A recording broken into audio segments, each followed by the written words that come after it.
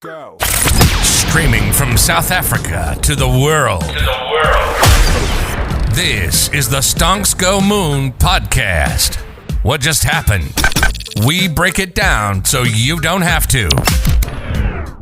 Welcome everyone to the Stonks Go Moon podcast. Gold is physical, Bitcoin is digital. Now the next asset class might be compute. At the frontier of AI infrastructure, one founder is turning raw GPU power into something investors can own, trade, and scale. From early banking and fintech roles to building a platform that connects institutional capital to real-time compute markets, Nikolay Filichkin is quietly opening the door to an entirely new investment class. One measured in teraflops, not tickers. Welcome to the pod. Thank you, Rocco. That was a really lovely way of introducing our business. I really appreciate that. Yeah, good to be here, man. And you are the CEO of Compute Labs, new company? I am the CEO, Chief Business Officer. So I focus on like Web2 business. It is a new startup. We've been around for just a year. That's not in startup terms, that's still a baby. You're still a newborn. We are a newborn. We're barely walking.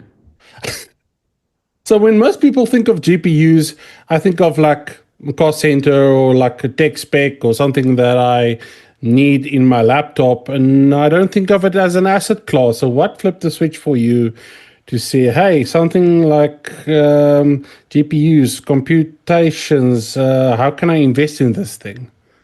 I'm so glad you asked because that's exactly the type of problem we're trying to solve. And it's the right question because there has not been enough education in the space to begin with. But to answer your question directly, why invest in GPUs? Well, let me ask you this. All of these AI growing businesses, this AI boom that we're all experiencing, we're hearing about, you're probably using ChatGPT. I use ChatGPT. Yeah. I might be an avatar. You don't know. I might be AI. My question to you, Rocco. Yeah. Is powering all of these new innovations? What is powering all of these new softwares? Like, what's the underlying product that is actually creating this emerging next wave of technology? Yeah, I don't know. Chips. It's chips. You're right. Yeah. GPU, chips, cards, whatever you want to call it. It's hardware. It's infrastructure that is super powerful, and it's quite hard to get into. And there's a lot of us out there who are hearing about this new wave of industry, revolution, technology. We hear that AI is growing, but we don't know how to invest into it. Maybe we can invest into Nvidia stocks, but maybe that's overvalued.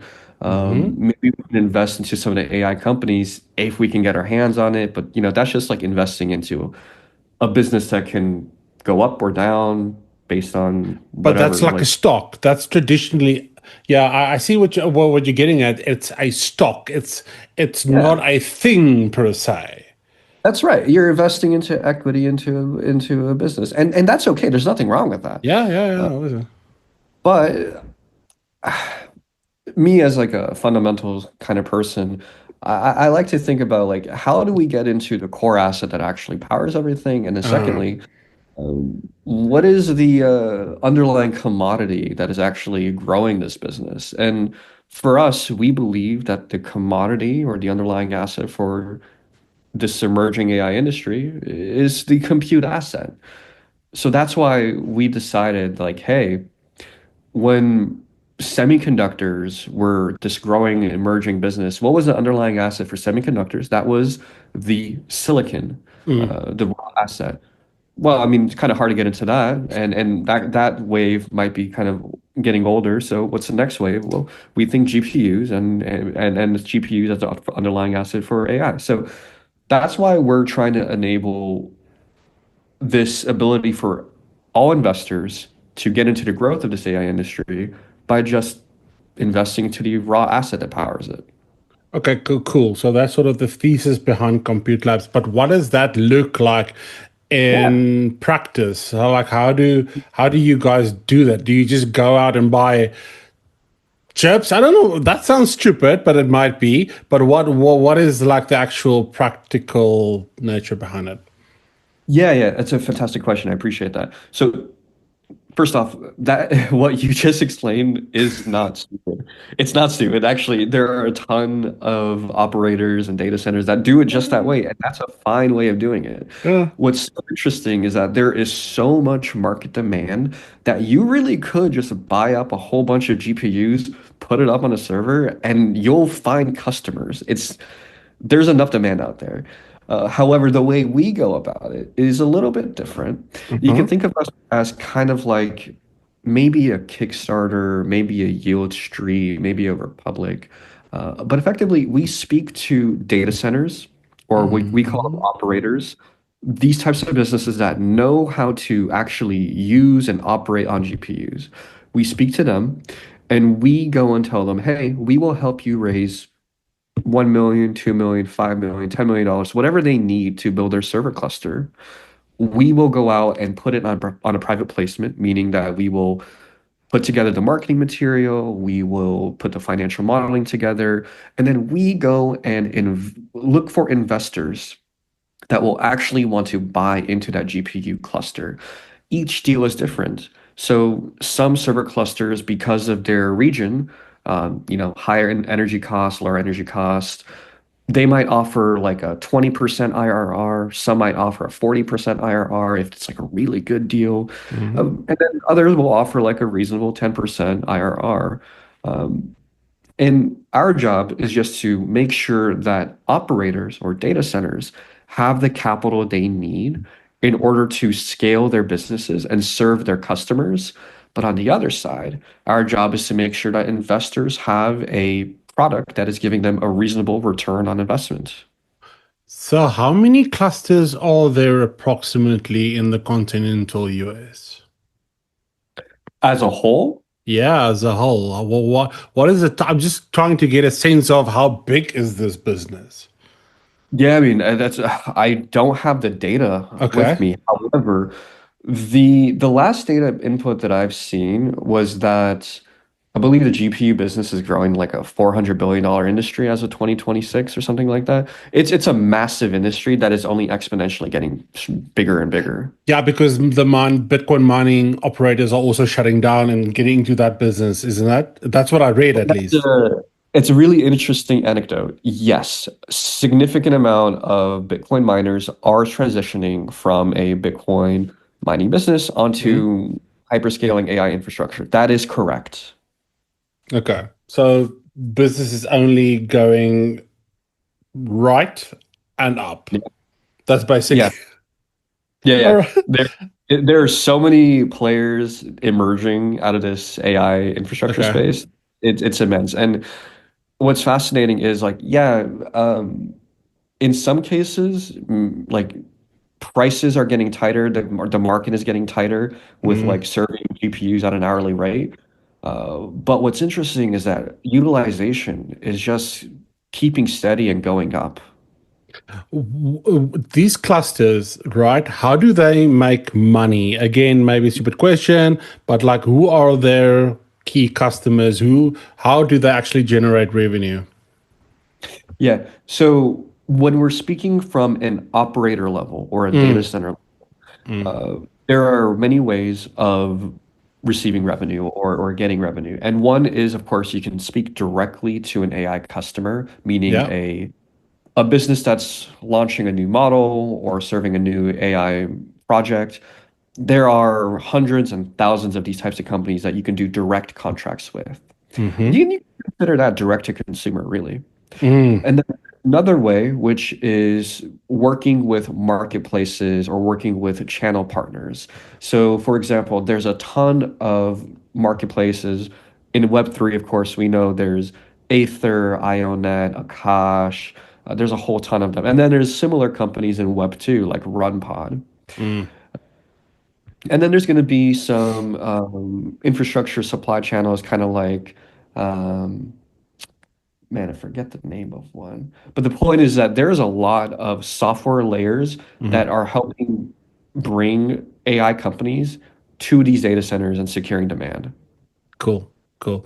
So, what is the difference between sort of buying a Compute Labs backed GPU asset, like you just explained, and something like maybe investing in a cloud provider or data center, right? Something like that. Yeah, another great question, Rocco. So you can certainly invest into AI companies and data centers directly, and you can speak to a data center and see if they're taking investments. Yeah. The way we do it at Compute Labs is that when you are an investor and you are investing into compute infrastructure, you're investing exclusively into the compute asset. Mm, And that means that you own the asset as the investor. You will not have equity into the data center. You will not have equity into future cash flows as the data center or anything like that.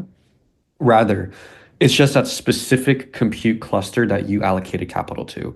So it could be hypothetically, a 12 node or 12 server cluster compute asset of H200s. And it's just that one. It won't be the B200. It won't be the 5090s. It won't be something else. okay, interesting. I read somewhere that you are part of Nvidia's Inception. It's called VC Alliance. Well, talk to me about that. What's that all about? Sure. The NVIDIA VC Alliance is a program that NVIDIA has spun out to promote and help startups who are going Mm-hmm. to be NVIDIA hardware and software. Okay. It's really a way for NVIDIA to give a thumbs up on some curated companies and to say like, hey, this is a cool company, and to also offer them preferred pricing on some limited hardware, some specific relationships, things like that. NVIDIA is doing everything they can to support any Mm. business that is going to be using their infrastructure. And do you see any chip maker sort of competing with Nvidia, or is it basically a question of they've got a moat, no one can basically touch them? Because I mean, Intel and AMD and these guys, they've been pretty quiet, or dare I say, non-existent. It's another good question. So if we're talking about hyperscaling and Mm, the uh, GPU heavy workloads, well, yes, NVIDIA is currently and clearly the market leader. uh, Uh, and if we're looking at specific like consumer usage, I think that it's a pretty fair game between AMD and NVIDIA. However, for like actual data center purposes, mm, NVIDIA is the winner, and it will continue to be the winner for quite some time. However, I do see a lot of emerging players trying to squeeze more usage out of AMD hardware. And I also see uh, designers, like there's a designer out there called Tensorend. I believe they're from Slovakia. mm-hmm. Uh, and they are a new emerging player. They've gotten a healthy amount of interest from investors and consumers everywhere. And they're not ready to compete with NVIDIA, but they're getting there. They're growing. That's So so cool. in my mind, it's not if, it's just when. To Wayne. Okay, cool. Let's talk about into the future, maybe 1 or 2 years. You talked about creating financial products around compute labs. What would a hypothetical, like a compute ETF, maybe look, or some derivative products, trading, data center clusters, liquidity, something like that? Have you thought about that? Yes, of course. And it's very much a core part of our ethos and why we built Compute Labs. Because when we think about investments or commodities that are just Mm, like sitting there somewhere, like uh-huh. for example, GPUs are just sitting in a data center. Um, it's really hard to invest in, it's really hard to buy. So the reason why what we do is we tokenize the ownership of these assets is so Mm, that collateral. when you are a trader or an investor, you then have the ability to, well, one, you have immediate more liquidity, Mm-hmm. but then you have the ability to trade your position. You can also collateralize in it. You can do maybe like spot market, and all types of derivatives. When we're talking about ETFs, yes, in our roadmap, we do foresee that we would like to have the ability to invest in not just one compute cluster, but maybe a basket of them. Invest into 5 compute clusters and then get the yield of them collectively, and then there we go. Um, Eventually, perhaps we put this on an actual ETF market and Web2 market. But right now we're still early, and so Yeah. we're currently doing it deal by deal. Yeah, sort of like the Nasdaq where you would have a basket of goods instead one you just have, that could be very interesting. Right. So finally, from my side, last question before I let you leave. In 5 years, what does sort of the GPU market look like if you guys succeed?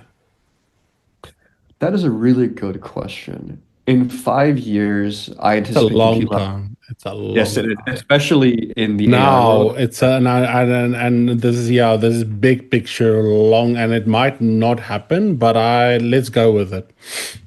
Sure. So what I can say for sure that in 5 years, Compute Labs will have a heavy ownership of GPUs on our balance sheet. And that means a heavy amount of capital Okay. dedicated just to compute and a heavy amount of investors that will be serving with compute. Hypothetically, maybe we'll be like the BlackRock of GPUs, but that is a long shot. What I see more likely is that the GPU space will be growing exponentially up until the 5 year point. After 5 years, I don't know at what rate. Perhaps we'll have AGI, and maybe AGI will require even more compute resources. Maybe that's a possibility. I don't know. But I know for Compute Labs is that at 5 years, we'll be extremely mature in our compute business. And at this point, we'll continue to offer additional products, not just compute, but maybe nuclear, maybe solar, maybe a new type of fixed asset that isn't very liquid. That's our next step as a business. I wanted to say because something needs to power these data centers. Right. And And as long and as, yes, to your point, yes. and you said As long as there is a need for compute and compute adjacent products, we'll be building that pipeline, making sure that we can turn all of these heavy infrastructure into liquid assets. love it. Nikolay, thank you so much for joining me. If the listeners want to go and connect with you and Compute Labs, where can they do that? Yeah. X, LinkedIn, our website is a good spot. We do love our website. We spend a lot of time on it. Any place really. We'll put all the links in the comments. Thank you so much for joining me today. And to our listeners, peace, love, and prosperity. I'll catch you in the next one. Cheers.